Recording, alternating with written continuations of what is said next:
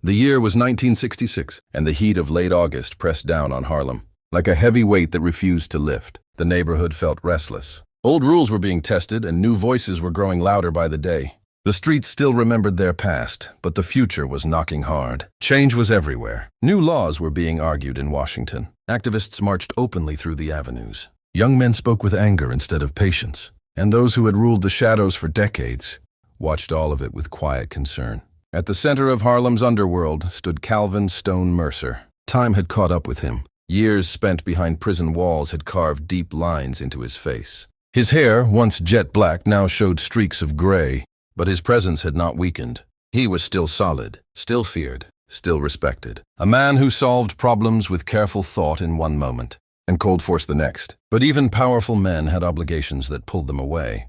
It was a Thursday afternoon, just after 4 p.m., inside a well-kept apartment overlooking St. Nicholas Avenue. The windows were shut tight, the curtains drawn halfway. A loud air conditioner rattled in the corner, fighting the summer heat. Calvin's wife, Lillian Mercer, sat at her dressing table, adjusting her earrings with steady hands. She carried herself with quiet confidence. Elegant, sharp-minded, and unafraid, she was the only person who could challenge Calvin without raising her voice. Across the room, Calvin packed a small overnight bag. Every movement was slow and deliberate. Shirts folded clean, shoes wrapped carefully. His toiletry kit placed exactly where he wanted it. But Lillian noticed the tension in his shoulders. "You're packing like you don't plan on coming back tonight," she said, watching him through the mirror. "I'm meeting people," Calvin replied calmly. "That's all." Lillian gave a small, knowing smile. "With you, meetings turn ugly fast." Calvin stopped and looked at her. "That's why I won't be gone long. 2 nights, maybe less." He was traveling nearly 180 miles north to handle a disagreement with suppliers who had started asking too many questions. It wasn't something he trusted others to manage. "I'll be fine here," Lillian said. "The locks work. The hallway camera is fixed, and I still have that metal rod you hide by the door." Calvin stepped closer and placed his hands gently on her shoulders. "I'm not worried about you," he said. "I'm worried about what people try when they think I'm not around. Things are changing. The younger ones don't respect boundaries anymore." "That's why you left Eddie here," she replied. Calvin nodded. Eddie Barnes was 27 years old, ambitious, sharp, and eager to prove himself. He had grown up fast and learned faster. To most people, he looked harmless. Calvin knew better. He saw potential and danger in equal measure. "I told Eddie to stay here," Calvin said. "Watch the place. Don't leave." Lillian sighed. "He talks too much." "He listens more than you think," Calvin replied. "And I trust him." The doorbell rang. Calvin glanced at the clock. 4:32 p.m. "That's him." He kissed Lillian's forehead and walked to the door. Eddie Barnes stood in the hallway, dressed neatly in a dark suit that still smelled new. His shoes were polished. His hat was held carefully in both hands. His smile was wide and eager. "Afternoon, sir," Eddie said. "Ready when you are." Calvin stepped aside. "Come in." Eddie entered, nodding respectfully to Lillian. "Mrs. Mercer," he said. "You look wonderful." "Thank you, Eddie," she replied politely. Calvin picked up his bag and turned serious. "I'll be gone about 36 hours, he said. "You stay here. You don't step outside. You don't bring anyone in. You don't drink. You don't relax. Your only job is this apartment and my wife." Eddie straightened his back. "Understood." "Nothing moves." Calvin held his gaze for a moment longer, then nodded. "Good." He turned to Lillian. "I'll call tonight." "Be careful," she said. Calvin left. The locks clicked shut behind him. Eddie turned slowly back into the apartment, rubbing his hands together. "Well," he said with a grin, "looks like it's just us." The first few hours passed quietly. Eddie checked the windows, the hallway, the fire escape. He sat near the door with a newspaper, pretending to read while listening to every sound. Lillian cooked a simple dinner, baked chicken and vegetables. She offered Eddie a plate. "I shouldn't," he said, hesitating. "Sit," she replied. "You're guarding my house." They ate together. Eddie told stories about growing up in the South, about hard times and missed chances. He was charming, funny, disarming. Later, the television flickered uselessly. The apartment felt too quiet. "Do you play cards?" Lillian asked. Eddie's face lit up. "All kinds." They played, talked, laughed. Around 9 p.m., Eddie poured himself a drink. Then another. His words grew slower. His confidence grew louder. And Lillian felt it. The shift. The moment where safety began to slip. "I think you should put that glass down and get some sleep," Lillian said calmly, though her heart was pounding. "Before you say something that can't be taken back." Eddie laughed. It wasn't warm. It wasn't friendly. It was low and unpleasant, like something breaking loose inside him. He stood up from the sofa, swaying just slightly. Not drunk enough to fall, drunk enough to feel bold. Sleep? He echoed. Why would I sleep? He stepped around the coffee table. Calvin isn't here, Eddie continued. He's a few hundred miles away dealing with his problems. Right now, it's just you and me. Lillian backed up, placing the armchair between them. Stay where you are, she warned.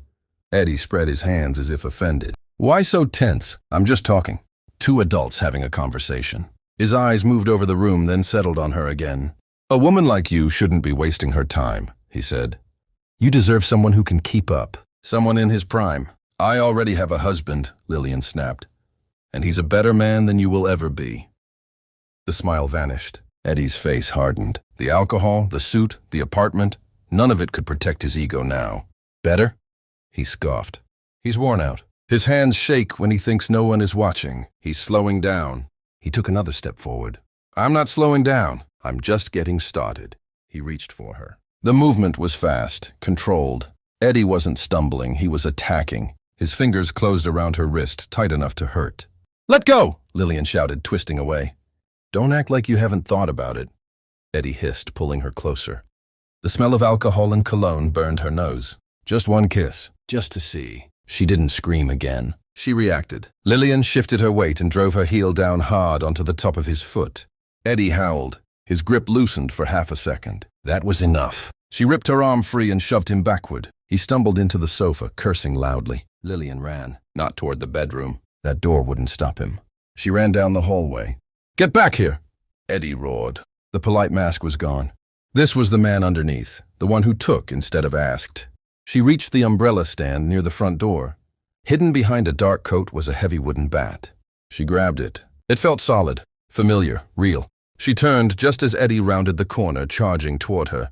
He expected fear. He didn't expect resistance. His eyes widened when he saw the bat. He tried to slow down, tried to raise his hands.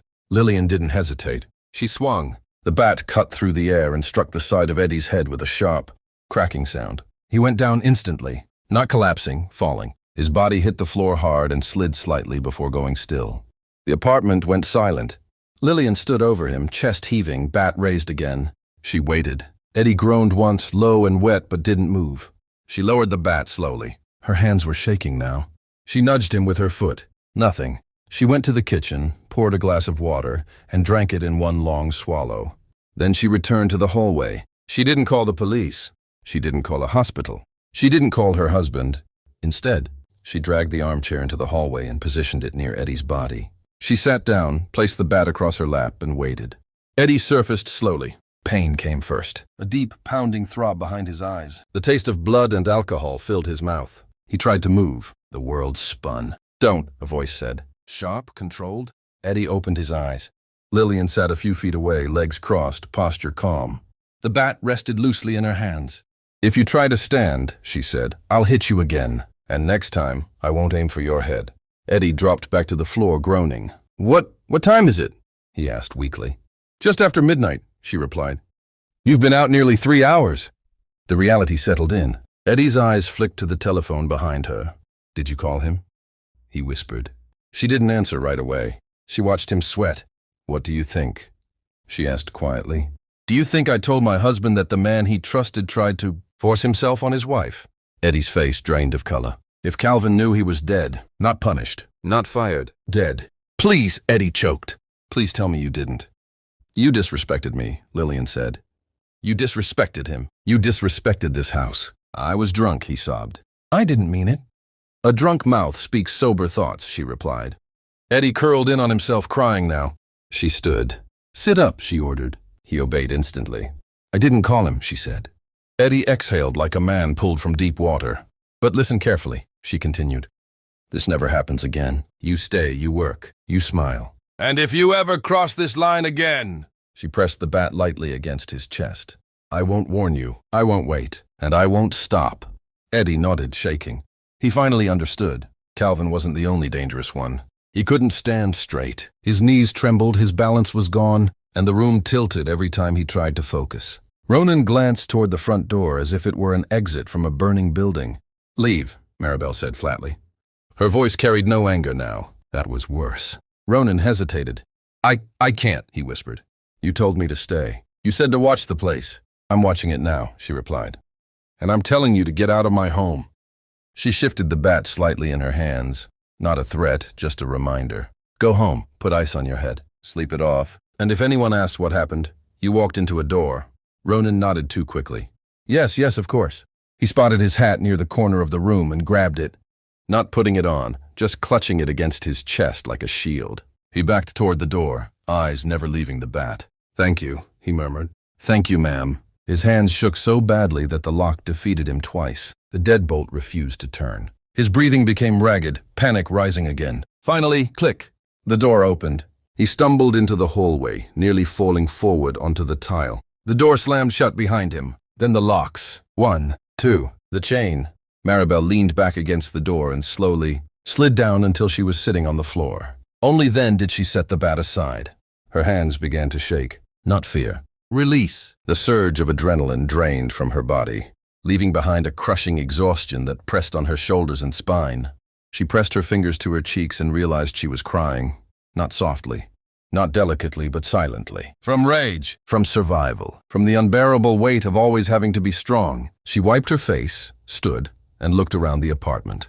The empty glass on the table. She picked it up, walked to the kitchen, dropped it into the trash. She rinsed the bottle, cleaned the ashtray, straightened the rug. Control restored. By the time Ellis returned 2 days later, the apartment looked untouched. Perfect. When he stepped inside, dusty and tired from the road, Maribel was sitting on the sofa with a book in her lap. I'm back, Ellis said, setting down his bag. Everything okay? She stood, kissed him lightly. All good. He frowned. Where's Ronan? He left early, she said smoothly. Said he had a bad headache. Ellis frowned again. A headache? I wouldn't push him, she said, smiling, a smile that held something sharp beneath it. I think he understands his place now. Ellis didn't quite understand what she meant, but he was home, and she was safe. That was enough. Miles away, Ronan sat alone in his apartment. A bag of ice pressed against his head. His eyes stared at nothing. He knew, deep down, that he was alive only because the woman he tried to overpower had chosen. Restraint over revenge. Darkness wasn't empty. It pulsed. Red-black waves throbbed behind his eyes, splitting his skull with every heartbeat. He floated somewhere between waking and unconsciousness, disconnected from his body. First came nausea, then the ringing, then pain. The carpet scratched against his cheek, rough wool, smelling faintly of cleaner and blood. Cold air crept across the floor, chilling the sweat that soaked through his expensive jacket. And then fear arrived. Not the fear of a fight. The fear of a man who wakes up knowing he crossed a line that cannot be uncrossed. Ronan groaned, tried to move. His arm refused. His head lifted an inch before the world spun violently, forcing him back down. Where am I? He muttered. Memory came back in fragments. The bottle, the heat, his confidence. Her eyes, not afraid, but furious. The swing, the impact. Reality crashed in. He had attacked the wrong woman. He forced his eyes open. Dim streetlight filtered through thin curtains. Silence filled the apartment like a held breath. He pushed himself onto his elbows and touched his temple. Blood. A swelling knot burned beneath his fingers. I wouldn't move too fast, a voice said. Calm. Cold. Final. Ronan froze. A chair blocked the hallway. Sitting in it was Maribel, back straight, legs crossed, dress still immaculate. The bat rested across her lap, not gripped. Claimed. If you try to stand, she continued, I'll hit you again. And this time I won't aim high. Ronan collapsed back, tears leaking freely now. What time is it? He whispered. Just after 3, she replied. You've been unconscious for hours. Hours. Enough time for a call. Enough time for him to die. Did you? He couldn't finish. She let silence answer first. Sipped water slowly. Then, why wouldn't I? He broke. I was drunk, he sobbed. I didn't mean it. Please, if he finds out, I won't survive. The drink didn't grab me, she said quietly. You did. She leaned forward. You mistook kindness for weakness, he begged. Promised money, disappearance, loyalty. She watched him shrink, and finally decided. I didn't call him, she said. Relief nearly knocked him unconscious. But hear this, she continued. Your life belongs to discipline now. You work harder. You protect better. You drink never. He nodded frantically. And if you ever forget what happens to men who overstep, she added, tapping the bat against his chest. Remember tonight. She stood. Get out. He scrambled up, dizzy, desperate. At the door, she spoke once more. "If anyone asks." "I walked into a door," he said. The door closed. The locks clicked, and Ronan slid down the hallway wall, sobbing. Knowing the most dangerous person he had ever met wasn't the man he feared. It was the woman who spared him. Ronan sat on the cold tile, clutching his head. Pain radiated in pulses, each beat a reminder of how close he had come to the edge. Shame and terror mingled, suffocating him. He cried, not just for the physical agony, but for the knowledge that his arrogance had nearly cost him everything. Meanwhile, inside the apartment, Maribel waited. She remained still, listening until she was certain the man had disappeared down the hallway. Only then did she rise, her legs trembling from the aftershocks of adrenaline. Slowly, she walked to the kitchen, setting the baseball bat onto the table like a knight returning a sword after battle. Her hands were raw from scrubbing, red from cleansing the invisible stains of violence. She worked the sink until the faint traces of sweat and blood were gone. Then she returned to the living room. The Glenfiddich bottle still rested on the tray. Without hesitation, she poured it down the drain. The crystal glass, once used by Ronan, smashed softly in the trash. Her fingers dug into the rug, rubbing until the fibers regained their original color. Only then did she sink into the armchair by the window. The morning sun rose over Harlem. She watched the city wake, an unyielding sentinel over her domain. The dragon had been felled, and the queen herself had struck the blow. For Ronan, the next 48 hours were a descent into paranoia. He barricaded himself in a dim, backroom pool hall on 125th Street. A chair jammed under the door handle, shadows pressing close in the faint light. Every ring of the phone made his pulse spike. Every slow-moving car outside triggered a clumsy reach for his gun. He couldn't sleep. Every time he closed his eyes, the swing of the bat appeared, her eyes sharp as steel fixed in his memory. He studied his reflection in a grimy bathroom mirror. The swelling had turned deep purple, one eye nearly shut. He looked monstrous, broken. Every bottle in his office was emptied down the sink. He swore. Never again would he let liquor cloud his judgment. By Sunday afternoon, Ronan was a fragile shell. Then the phone rang. He froze. The voice on the line was calm, familiar. "Ellis Johnson." "Hey, boss," Ronan said, his voice cracking. You back?" "Just pulled in," Ellis replied, calm, measured. "I'm at the apartment. Come over, bring the ledger. We need to go over the French shipment." Ronan closed his eyes, knowing the trap. "Go in, get the information, maybe die."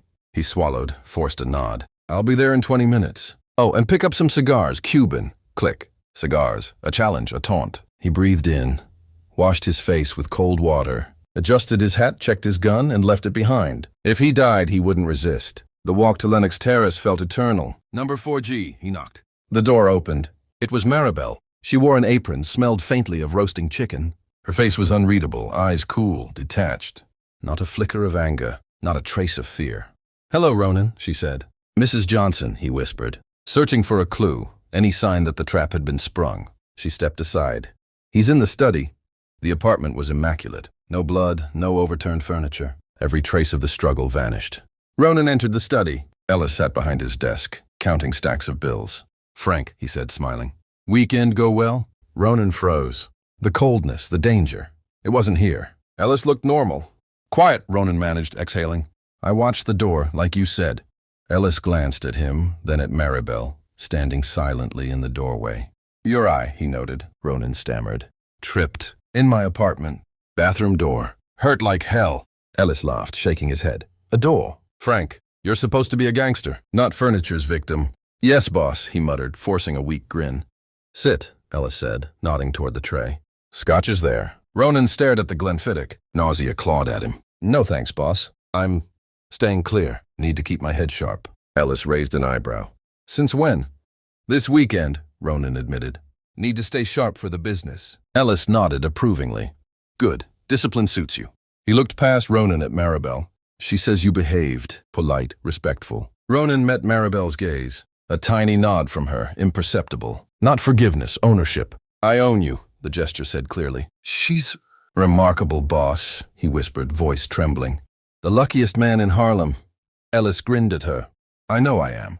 Work began. Orders, ledgers, strategy. But inside, Ronan had changed. Pride drained. Fear of Maribel now outweighed any fear of Ellis. An hour later, Ellis walked him to the door. "You did well, Frank," he said, clapping his shoulder. "Your family." Ronan flinched at the touch. "Always, boss, family." "Ice that eye," Ellis added. Then he was gone. Door shut. Locks clicked. Ronan leaned against the elevator, forehead pressed to the metal doors. Alive, safe, changed. No longer the predator. Now the guardian. And the leash rested firmly in Maribel Johnson's hands. Inside the apartment, Ellis returned to his desk. Maribel carried 2 cups of coffee. Focused, Ellis noted. She just needs reminding sometimes, Maribel said, sipping. Frank's good. Just needed direction. Ellis smiled, kissing her knuckles. He didn't notice the faint bruising on her wrist, nor the storm behind her eyes. You're amazing, he said softly. I know, she whispered, looking out the window. Down below, Ronan Lucas disappeared into Harlem night, fast, silent, ghost-like. The house was safe. The queen remained on her throne, and the monster had been tamed.